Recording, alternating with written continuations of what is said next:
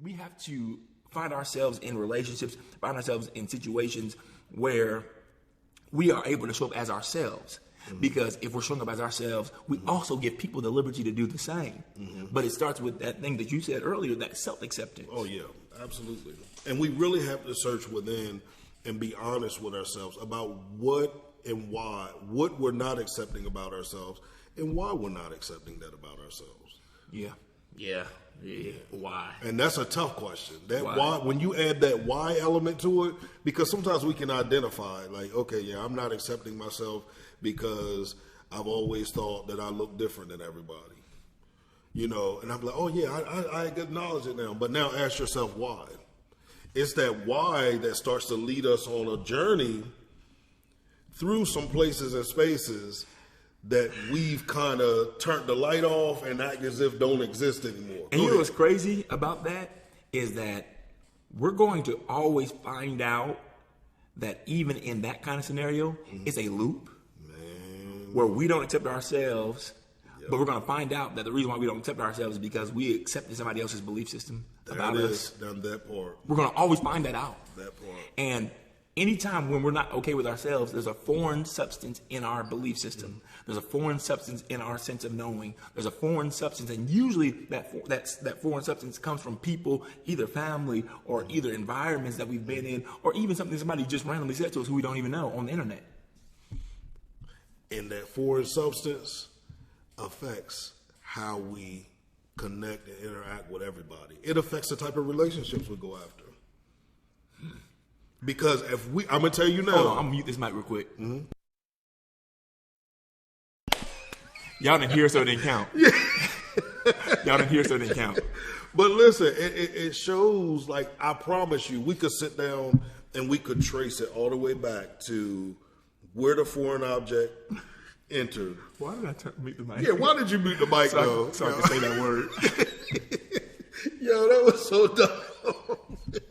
But anyway, continue. But where that foreign object entered, and then every relationship, situationship, whatever type of ship, that's another one. Whatever type of ship you ended up in, we can trace it right back to that foreign object. The MDI 2.0 podcast is powered by Transform You Institute and Supernormal by Michael Andrew. Transform You Institute serves as a financial mindset agency which partners with highly creative professionals, reminding them how to transform their relationship with money, aka their financial identity, through unlocking and embracing the flow of their internal financial intelligence. For more information, visit www.transformuinstitute.com.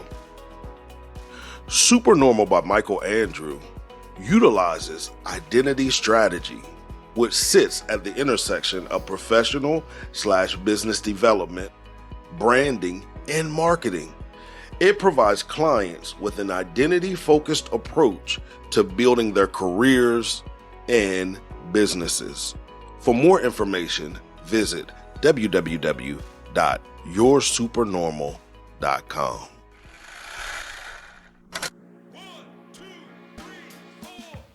You are tuned into the MDI 2.0 podcast with Clifton, Pettyjohn, and Michael Andrew Weston. Sit back, relax, turn the volume all the way up, and enjoy today's episode.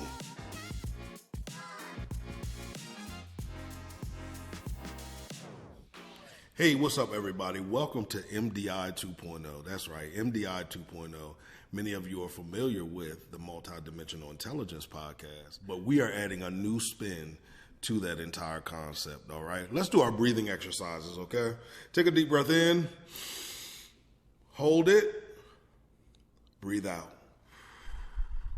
One more time, take a deep breath in. Hold it.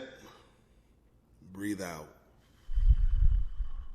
Now, you already know. If you participated in that exercise, it means that there is life remaining in your body. Therefore, as long as there's life in your body, purpose remains. Also, what we did was we went to our past and we pulled that energy to the present. We went to our future.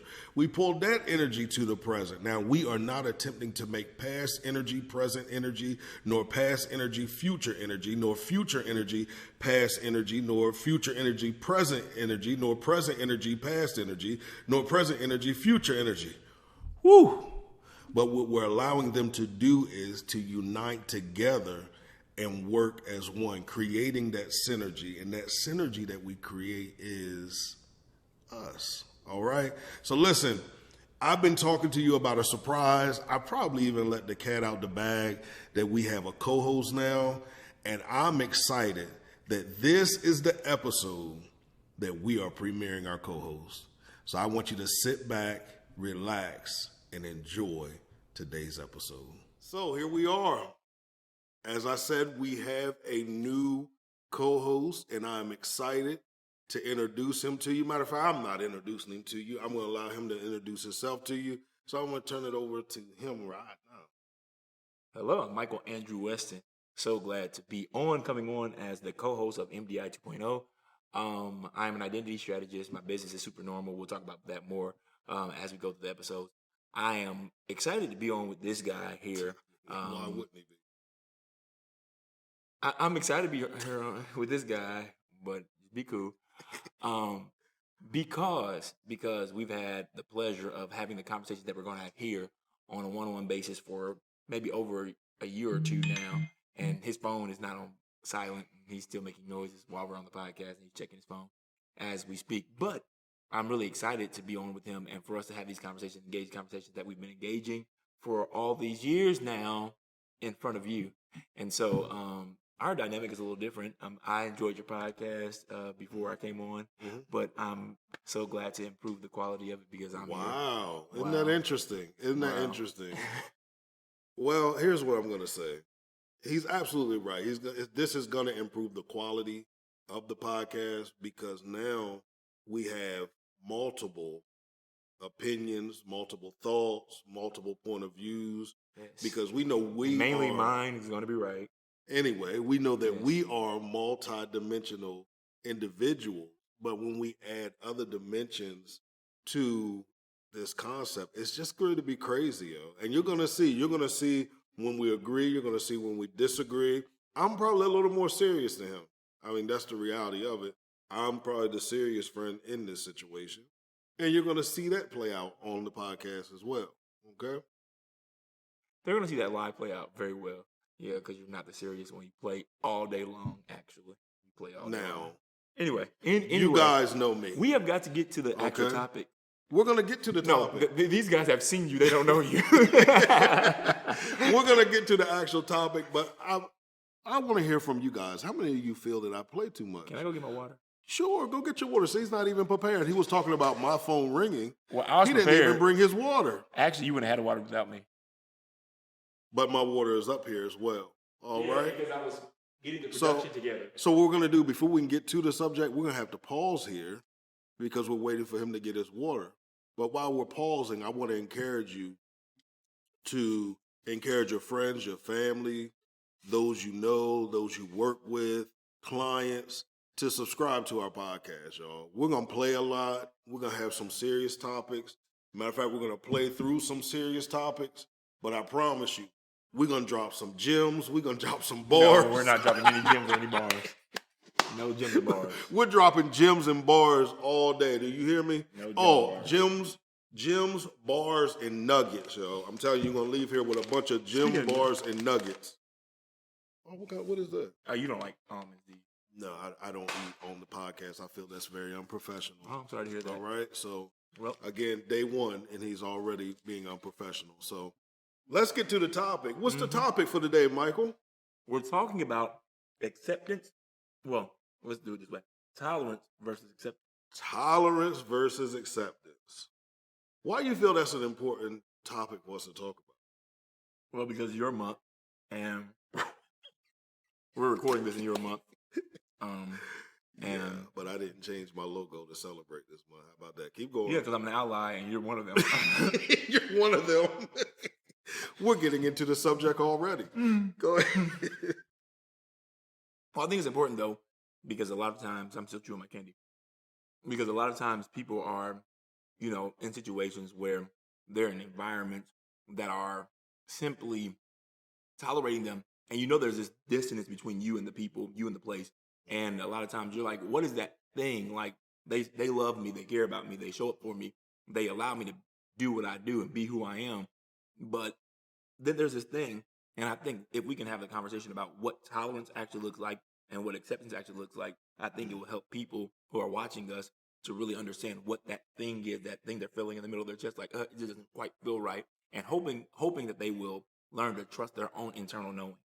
And I think that it also helped those that are out there that are in situations where you feel you're put in the position to have to accept or have to tolerate. That's and good. You know what I'm saying? I think That's this good. will help that this conversation will help with that as well, because I think both sides are coming in it not knowing some things. Yeah.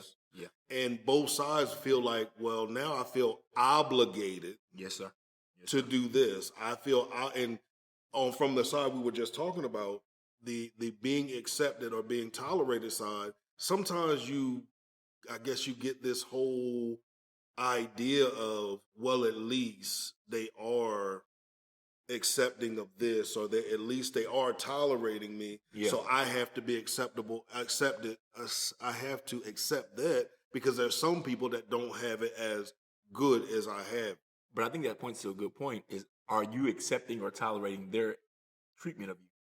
And check this out. Are you accepting or tolerating yourself? That's good. That's good. But I think, so I'll say this. Remember, you and I were talking the other week, and I was telling you about like me, like accepting punishment, because even punishment feel like love. Mm-hmm. Mm-hmm. And I think sometimes we think about, I'll use the whole model of like, my mom never did this, never said this, but I've heard some parents say to their children, I whoop you because I love you. My mom did. No, okay. I would say, okay. I was going to say, as much as, anyway, but, that whole thing, I whoop you because I love you thing, we're taught, and even I'll just say from the context you and I come from, we come from abusive church environments in certain instances. And so, we're taught that this abuse that they're inflicting is love. This abuse they're inflicting is so that will be, but also they use our behaviors to leverage it, right? But something in us tells us, oh, they're giving me the attention, therefore I'm accepted. Yeah.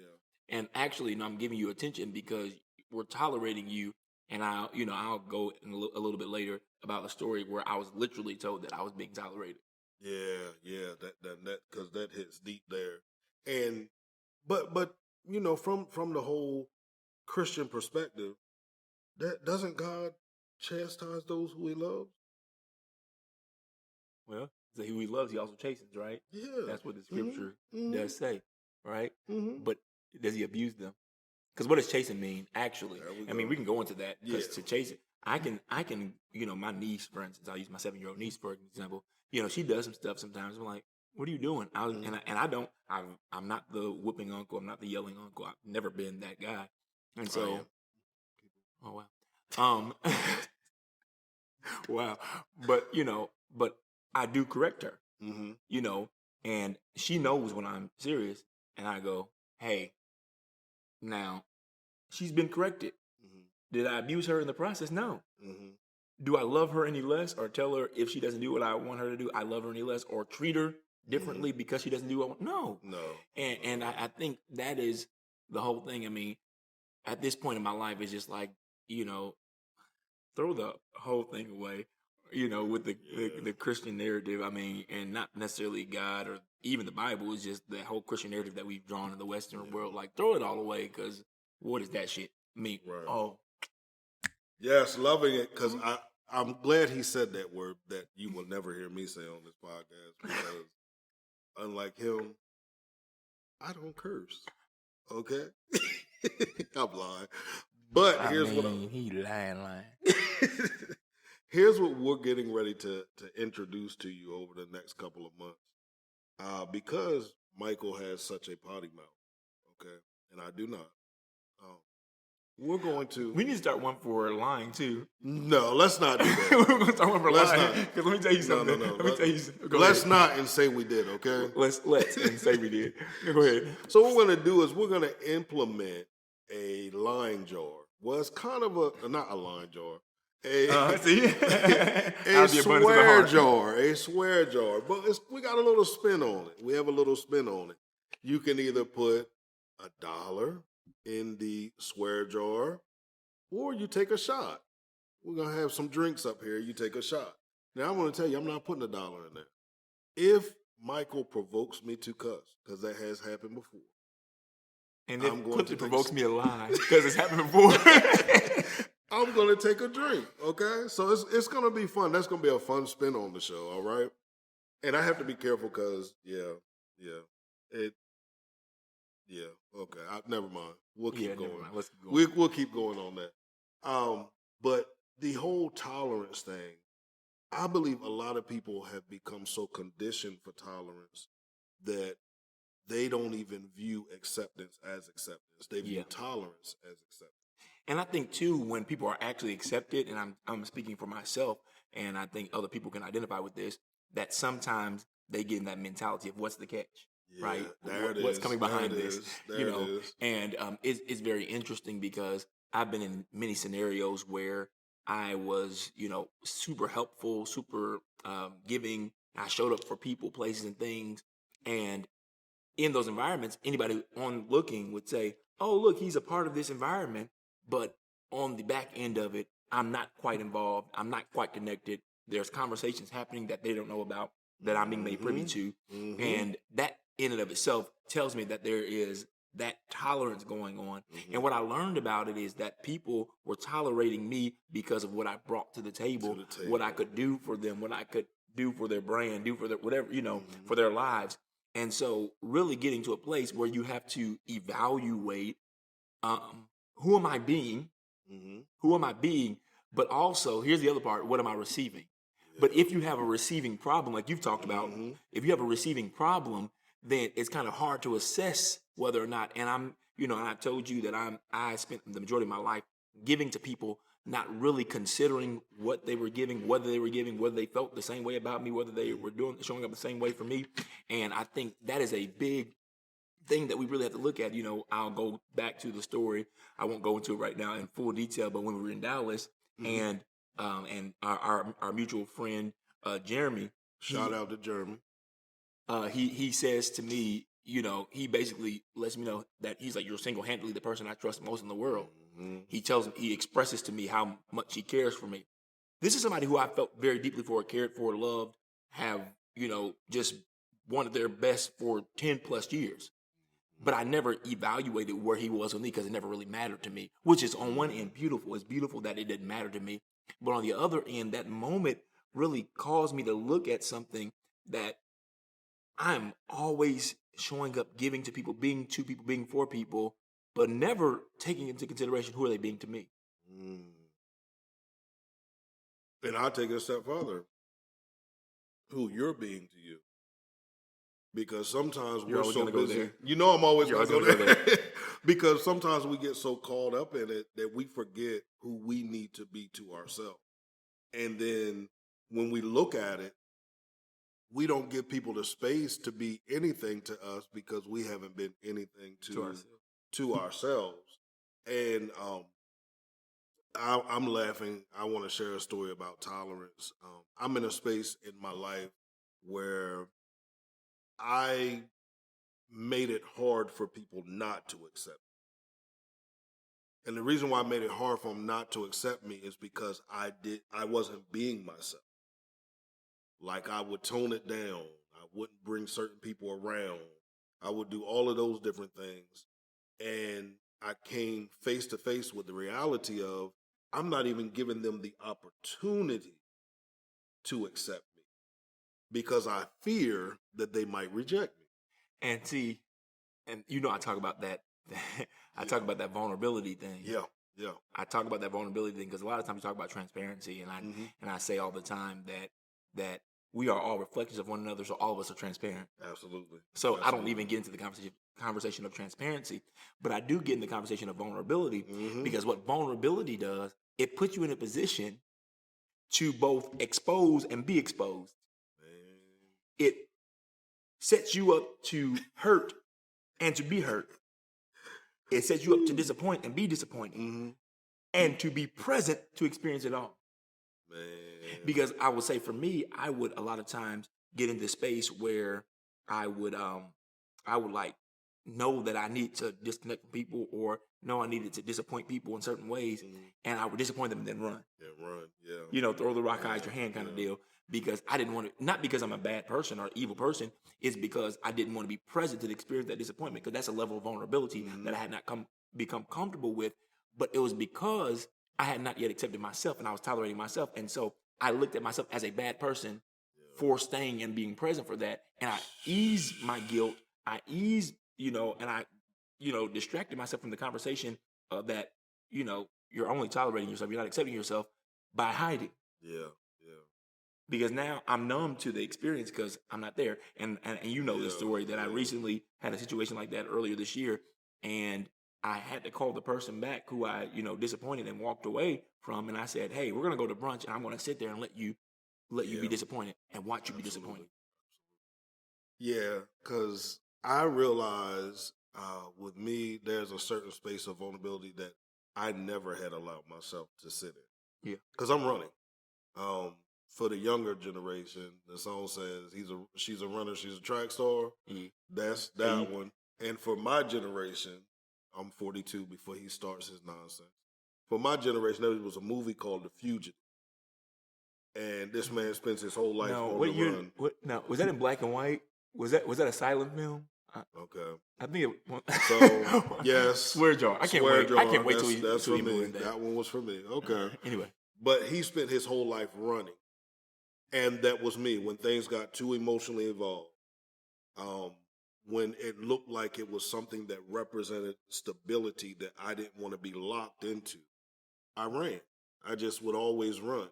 I'd allow you to be vulnerable to me, but you're not going to see that space of my life with me.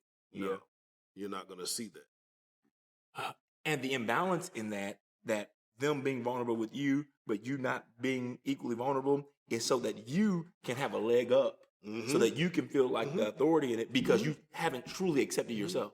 And listen, what he just said, we don't see it as that, right? Because what we see it as, I'm that space for you. I'm here for you. And I remember when I was going through my divorce, one of the things that the person I was married to at once said was, I don't even know you. Dude, really, dude. I did not know you was didn't married. know I was married before, dude. You was married? Wow, where is she? Do y'all see what I'm talking about? You see how I'm being very serious? Where is she? Do y'all see how I'm being serious right now? Do you see what he's doing? Do y'all see what I mean? This is what I was talking about, but he said I play all day, right? Yeah. That's what he said. All right, I'll just publish our Instagram DMs online. It's fine. I know what to do. But we were having a conversation, and he said at that moment, he was like, I don't even know you. You never gave me an opportunity to know you. I'm listening. Okay, keep going. Keep going. And I was like, this dude is exaggerating, because how can he not know me? He's lived with me all these years. We've had so many conversations, but it wasn't until a situationship that I was in that I realized like how much I am great at sharing a lot, but not sharing myself. Michael Weston 101. Yeah. Andrew Weston 101. Man, and it really was like one of them Oprah aha moments for me, because it was like, yo, dude was right. Like, I don't share myself. I don't allow myself to be vulnerable, and I don't allow people that access to me. And can I be honest with you? My movements, I connect with people that I know that won't matter to. Because they're probably people who themselves have not accepted themselves. There it is. So we can, That's how we connect based off of our trauma. And so we live in deception together. We live in deception together, and it becomes us against the world. Because anybody that causes us to face that trauma in our life now becomes an enemy to us. And we can only get along when we have a same enemy. When we have a common enemy. Yeah. He's a wordsmith. Sometimes my words get tied up. And I do want to say this for future episodes. Make sure that you have your thesaurus. I think they already have it out because they've been watching already. Okay, I was going to say. They already have it because they've been watching Multidimensional Intelligence No. for all this time. No, I'm sure. Let me tell you something. Watched any of Michael's videos. What is that word you used this morning that I'm sitting there like, what, bro? What is that word that you used this morning? What is that word that you used the entire accelerator? What is that word you use your entire podcast? Dude, what? I'm just saying. Anyway, get them out. Have Siri available. Bixby available. What's the one? I can't cuss. Alexa available. I can't cuss. So anyway, you already cussed once. But anyway, so going back to that whole thing that you're talking about, though, seriously, about when we get in that place where people don't have an experience with us truly, I have to go to a scenario where a close family member and I didn't talk for some years. Mm-hmm. The last conversation we had, I said to them, and I didn't know how big of a factor this played, but I said to them, the problem is you think you know me, you don't. And when we finally talked about 3 years later, they said to me, that was the thing that hurt me. The thing that hurt me is that you said, and I said to them, I apologize not for what I said because it's true. I apologize for giving it to you. I said, because how could you know who I was when I wasn't giving it to you? Yeah. And I think that is the thing, is that sometimes we go, oh, they don't know who I am. They don't know who I am. They don't treat me. Well, how can they? Because you haven't accepted yourself. And when you don't accept yourself, you don't show up as yourself. And when you don't show up as yourself, guess what? Then you find yourself in a place where there's this dissonance between people with you and people you love. Well, then see, now we have to go look at the divorce rate. And I am a relationship expert. No, but seriously, we always talk about the number one key to a relationship is communication. Mm-hmm. But what if we're communicating with individuals that we presented to each other that aren't us? To me, the biggest key to a relationship is showing up as yourself, whatever that looks like, even in that moment. Whatever that looks like. Yeah, like that freedom to show up as yourself. Then can we communicate? Yeah. And that's the key for anything, any and everything. Are you showing up as the most authentic version of yourself? And I think a lot of times we get in spaces where we feel the need to perform. I talked this weekend or the accelerator. I talked about that professional identity and the need to show up professionally. Yeah.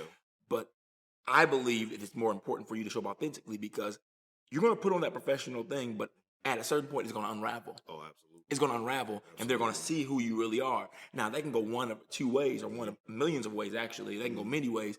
But the truth of the matter is, if you show up in the truth of who you are, you can tell all the right things on your resume, all the true things on your resume, and show up. Mm-hmm. And if what's on your resume doesn't match the experience they're having, they won't hire you. And if they do hire you, eventually they're going to find out who you are. And that's what happens in relationships of any kind, is that you give them this resume, you show up as this person, you tell them all these things about your history and about your past and who you've been and how you've been and what you've done. But if the experience they're having with you does not match it, then you get what I'm saying? Absolutely. And so I think that's the thing, is we have to find ourselves in relationships, find ourselves in situations where we are able to show up as ourselves. Because if we're showing up as ourselves, we also give people the liberty to do the same. But it starts with that thing that you said earlier, that self-acceptance. Oh, yeah, absolutely.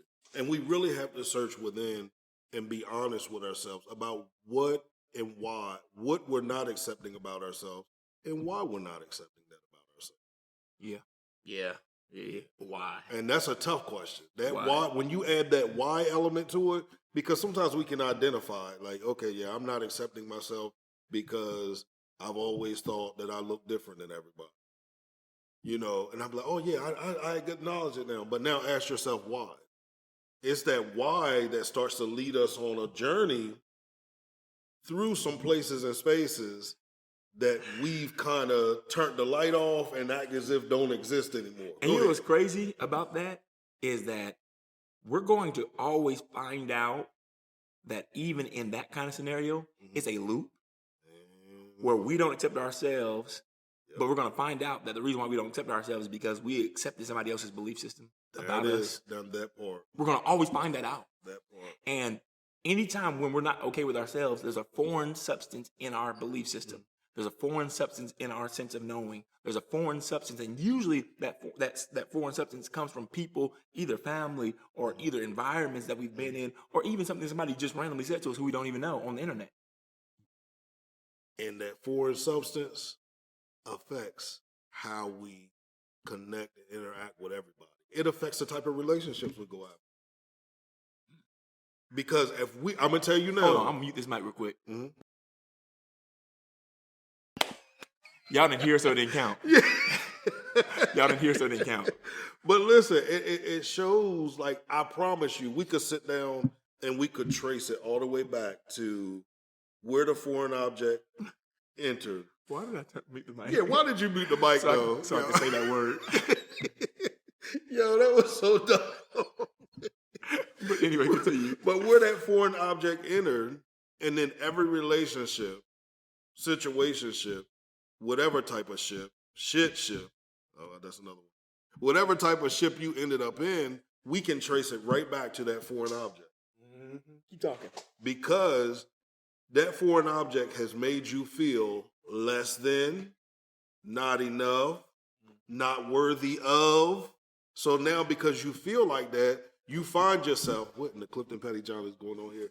You find yourself. I'm getting the pen so I can keep going. No, I'm talking about me as I'm talking. I'm talking about myself. Oh, yeah. Me. No. Yeah, I'm just I'm talking about myself. You find yourself in these type of situations that honestly, at your core, you never would have been in. Yeah. And I want y'all to understand, I'm not even talking about the person, because sometimes we get so caught up in, you right, I never would have been with them. Nope. You're talking about yourself, too. The situation with yourself. With yourself. You would have never been in that type of a situation. But that foreign object entered, and you now equate that foreign object as a dimension of who you are. That's just me. You identify with it. Yep. Yes. That's just me. You either accept me or don't accept me. See, because I'm a Capricorn. And such and such and such and such. Like, we can find ways we love to identify with stuff. We love to identify with stuff and to make excuses for our behaviors. You have 2 points. I have 1. That's drinking points. We need to have another section too. The provoking points. No. You have 2 points because I just need to get my scoreboard out. So anyway, but yeah, like no, seriously, that identifying with things that are not you. Yeah, it's so huge, and we do it often. And what's crazy is I'm not going to go too far down that, and I'll just say this: that the moment that you decide that you're no longer going to define or show up as anybody who is not you, and you start consciously doing that, it's going to start shifting. It's going to start shifting dynamics with people. But Michael, I don't even know who I am. I don't even know who I am anymore. What do I do? Okay, B. Be what? Be aggressive. Be aggressive. That's who you are. Right? I think, I always say that who you are will inform you. Mm-hmm. I think a lot of times we are afraid to leave ourselves to ourselves. Yeah. Because in leaving ourselves to ourselves, we don't know. Okay. But here's the thing. You don't know. Mm-hmm. We go, I don't know. No, you don't know. So since you don't know, relax. Let go of the need to know, because you know what I say about this. Who you are will inform you. Mm-hmm. Who you are will inform you. And I think that's just a most amazing thing is that at any given moment, you'll know how to respond if you chill. Yeah. If you chill. Chill and trust yourself. Like, That's the key thing is that you learn how to chill and trust yourself. Stop looking on social media for some quote or concept or video that you can use to define who you are and just embrace who you are. Yeah. You know, sometimes and I've been in it. I went back, I had a conversation with somebody and I went through this breakup. And when I went through the breakup, I was looking. When you said it though, your eyes got a little glassy, and I felt like you were sad. Bro. Okay, first of all, right. He knows that that's not true because he knows my whole philosophy on relationships, and we can have a whole nother show about that, bro. That's trauma. That is not. I'm not trauma responding. Maybe a few years ago I was. But I was going through this breakup, and I started looking at what I posted during that time. I started looking at, y'all know I love Adele, okay? But there's certain times of the month, year, that I just can't listen to Adele. I can listen to the new stuff, but the stuff that I really like, 19, 21, 25, I can't listen to those. Because if I listen to those, I'll be right back in that space. That's the same thing when it's like we like to identify with stuff. Instead of going within, we're just going to go out with somebody, they wrote those lyrics. It was as if they were writing that just for me. But you have to understand they weren't. If you go looking for it, you'll find it. You'll find it. I've had scenarios where, a person will go to your phone and what they're looking for, they find. But if they knew the truth about it, if I felt the need to explain it, because I'm not going to. First of all, I'm not going to effing explain it. I'm not even going through that. You heard that? I said effing explain it. No, that's an insinuation. No. That's a half a point. That's got to be a half a point. No, I can say effing. You probably said heck at some point. I have not. When I cussed, I cussed. I'm going to give you that half point since you picked it up. Whoever smelled it dealt it. Now that's a whole point. I was provoked. It doesn't matter how it happened. But my point is, they go to the phone and they find what they're looking for because their mind was intent on finding that. Now I can tell you, hey, this is what this actually is, and this is what this actually means. However, you found what you were looking for, and who am I to ship your reality? Yeah. Who am I to ship your reality? And so, you know what I've been saying to people when they give their opinions, thoughts, whatever. Even if I don't agree with it, I've been telling them, "You're right. You're right." And I think that is key to getting on that journey to self-acceptance and just acceptance at large is getting to a point where you're like, you're right. I can't do anything. You say a lot of stuff about me that I don't agree with. You know what I'm saying? Like you do. You say Hold up. Name one thing I've said about you. Like I play more than you. I don't agree with that. Michael. However, you're right. First of all, let's be honest about that. Okay, 6 days out of the week, you play more than me. And then I just pick a whole day and I just play that whole day. Is that how it goes? I'm really concerned about your mental health. I'm really concerned. Maybe you should go back into coaching. But first, you should probably go through a coaching program. First of all, you probably go through a coaching program where somebody coaches you. Ooh, you tried to stab me right in my chest. Ooh. See, it be the ones. See, this is why I don't do that vulnerable stuff.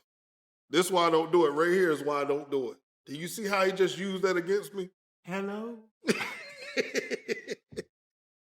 But but seriously, but I don't care what a person says to me about me. Yeah. Here's the beauty of acceptance. It's not just about like you accepting characteristics about me. You accepting that I'm gay. You accepting that I'm short. You accepting that I'm skinny. You accepting that I'm whatever. I'm talking about you. No, I was gonna say I know you didn't use that word on this podcast. Gay? Yeah. Ooh, no. If we rewind to What Now podcast for the month of June That's the past. For the month of June, every episode had a rainbow front and center. Not a rainbow. It's just there. Just there. It's just, hey, So I don't even know why you even said anyway. But my point is, I don't care what the beauty of acceptance is that I don't care. It's not about those things. I'm accepting the reality of what is. Right. Correct. I'm accepting truth. And when I get to a point where I accept truth and I accept the reality of what is, it changes my experience with everything. So I can accept that you perceive me in a way that I don't perceive myself. Right. Because what you think of me, how you perceive me, doesn't have any implication on who I am. Mm-hmm. That's the beauty of it. And once we get out of the minutia of trying to be accepted or trying to figure out if we're accepted, and we learn to accept that this is the experience I'm having with them. I don't have to attach meaning to it. I don't have to give it a definition. I can just show up in it and let them be who they are to me, and I can decide who I want to be to them. I think you just hit it, though. I think you really just hit it right there in the core, the relationship between truth and acceptance. And I think that a lot of times we're in spaces where we're not accepted because truth isn't present.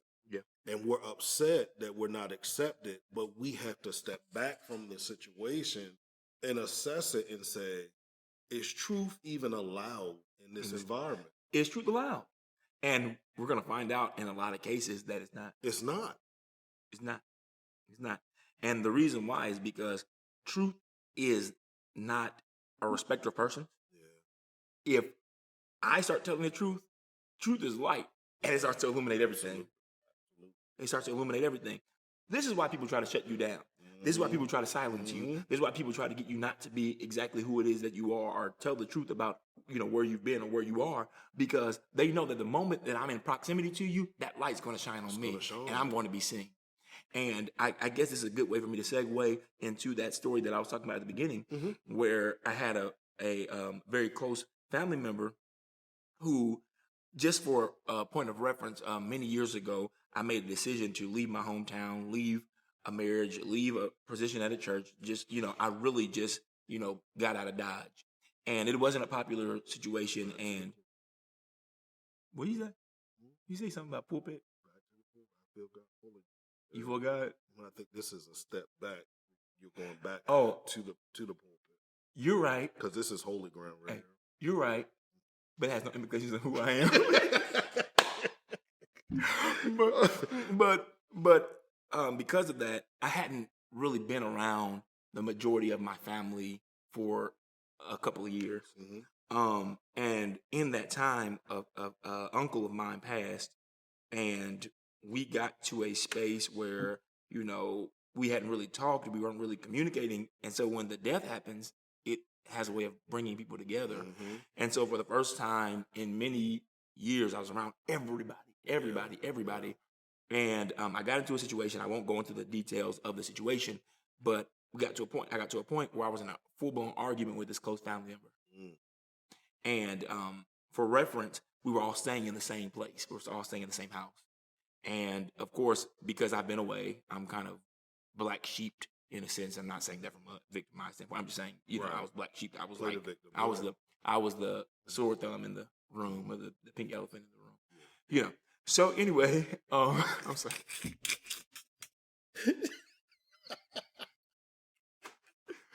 But my point is, we got there, and we got into this argument, and in the argument, person said to me, "We're all here and we're tolerating you." Literally said, "We're tolerating you." And in that moment, I said, "Thank you. Thank you for telling me where you are with me, because now I know where to be with you." And in that moment, I felt a peace I had not felt for years, because all the things that I ever feared I was faced with. And in that moment, even though that hurt me, probably deeper than anything has ever hurt me, I had a peace come over me that said, "Mike, accept that." Because even in that moment, to realize that I was being rejected and tolerated, I came to a place of acceptance with myself. It changed how I navigated the space, changed how I interacted with it. And the reason why now things are much better with these people who I was disconnected from is because I leaned into acceptance. And in me showing up in the acceptance of myself, of my circumstance, of where I am, and even of the circumstance at large, it started to shift the dynamic. The conversation was no longer about you hurt me, or it is what it is. And not from a resignation standpoint, just from a standpoint of it is what it is. That's the truth of the matter. It is what it is. But I like what you said about that situation because you in turn made that situation about you and you accepted you. Many of us are running from those type of situations and don't realize that we're actually running from the acceptance of ourselves. Yes, sir.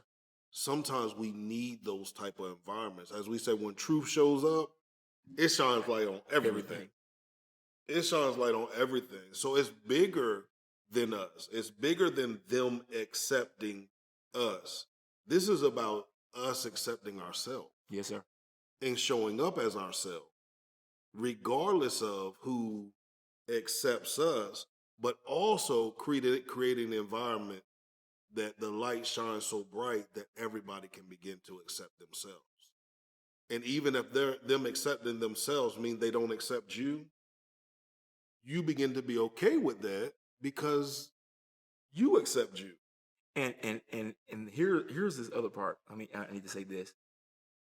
But why would you even want to be accepted in an environment that is counterproductive to who you are? That right there. Like, why would I want to be accepted in an environment that's proven that who I am, there's no space for? There it is. And that's a question we really need to ask ourselves.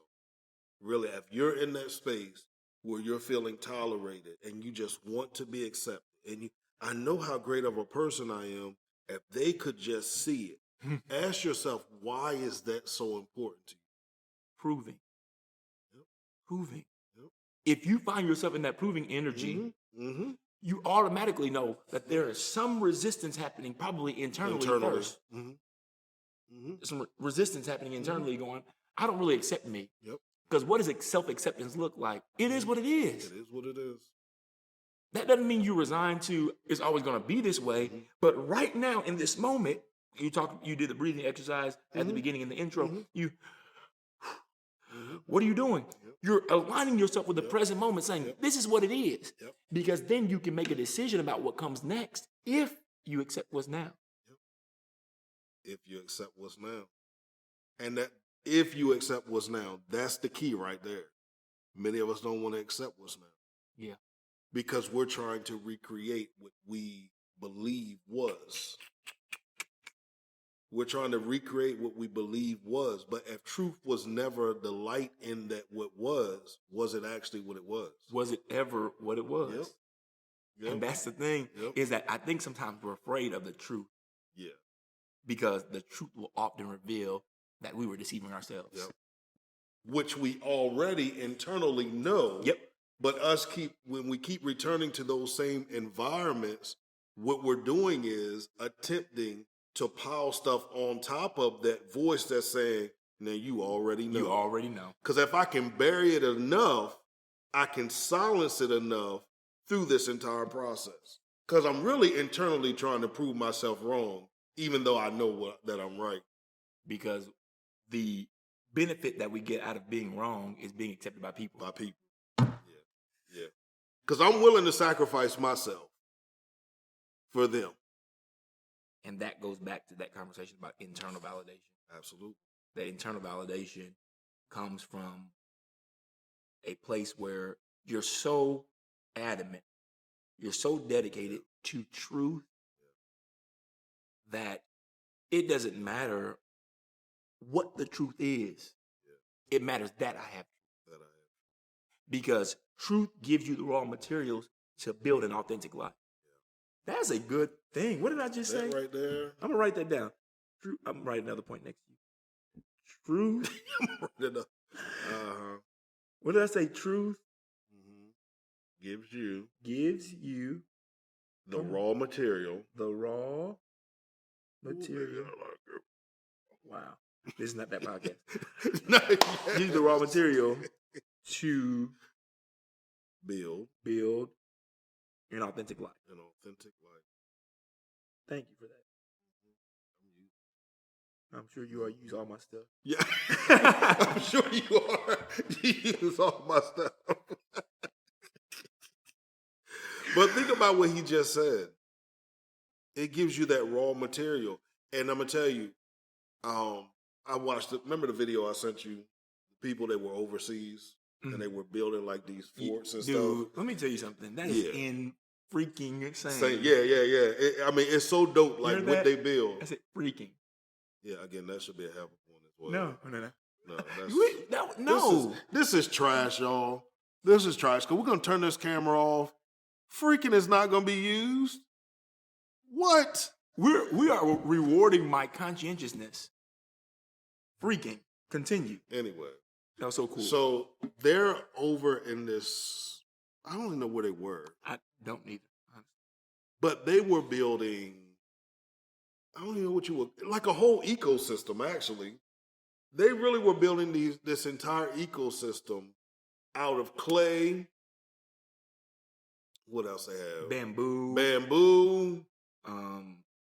String, because they're tying everything together. All raw materials. Now, in our country, we would look at that as, why are they going through all of that work?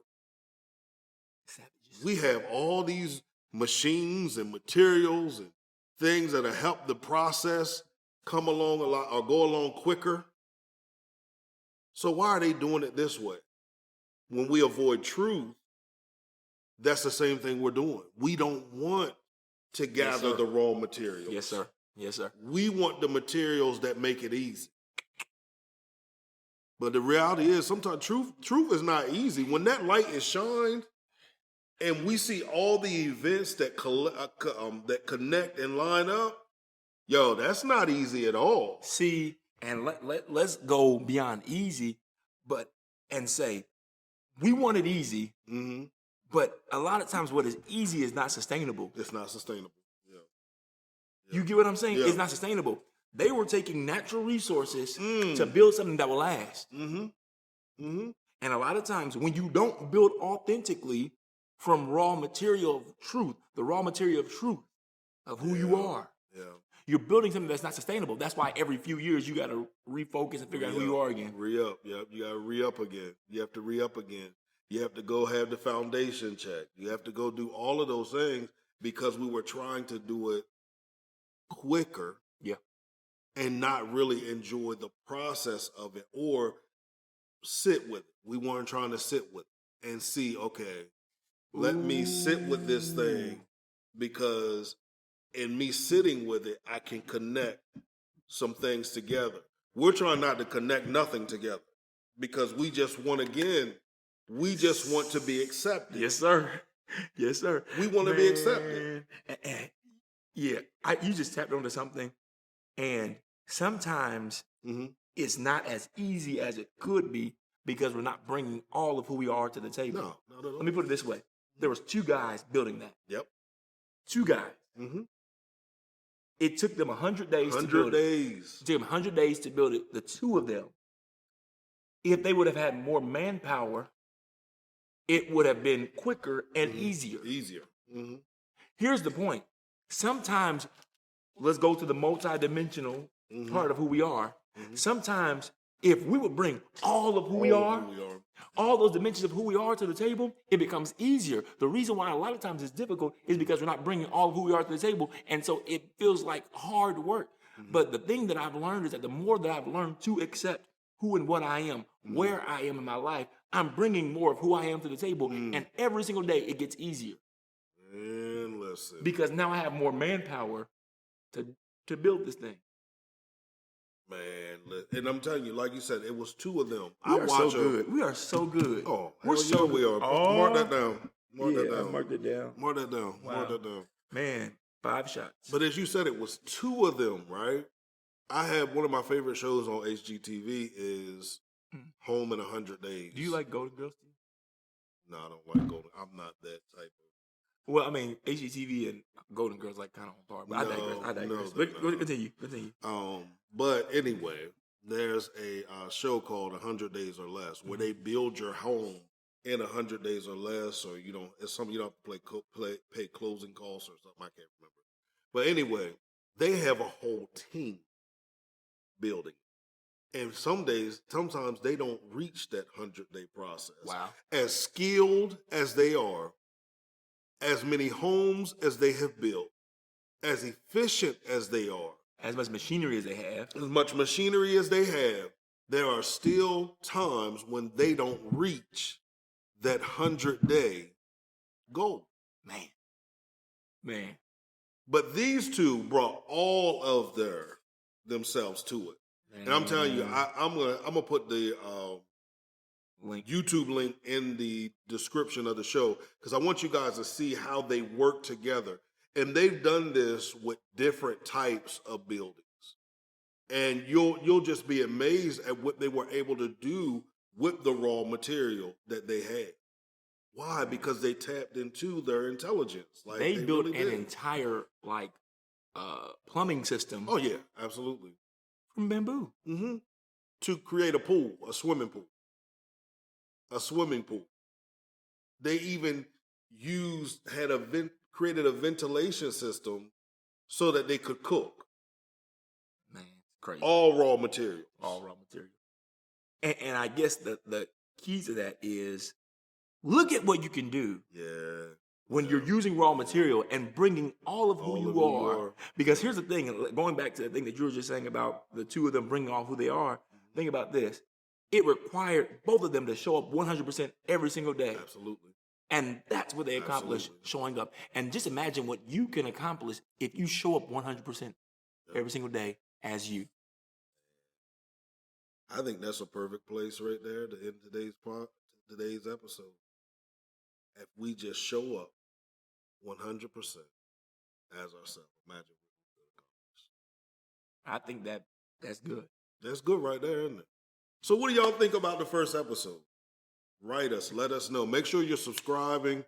Make sure you are leaving a review. Make sure you're telling your friends, your family, your enemies, whoever it is, your boyfriend, your girlfriend, your wife, your husband, your side piece, whoever it is, you're telling them about our podcast, all right? My name is Clifton Pettyjohn. I'm Michael Andrew Weston. Hold on, what was that? Oh, no, you owe 4 shots or $4. Just me, 1. But I'm Michael Andrew Weston. Thank you so much for watching MDI 2.0. We'll see you next time. Yes, tune in next time because I'm actually going to provoke him so that I can even the score. I'm Michael Andrew Weston, and we'll see you next time on MDI 2.0. As I always say, create a great day, walk with purpose. By all means, embrace your best self. Peace. Well, folks, there you have it. That concludes today's episode of the MDI 2.0 podcast. I know I speak for Michael when I say thank you for listening. If you haven't already subscribed, I encourage you to subscribe through your preferred listening platform. If you are a visual person like myself, make sure you're subscribed to our YouTube channel. Also, make sure you're interacting with us. Leave us a review. Leave a comment.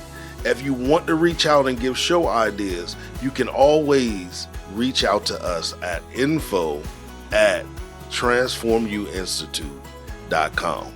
Until next time, peace.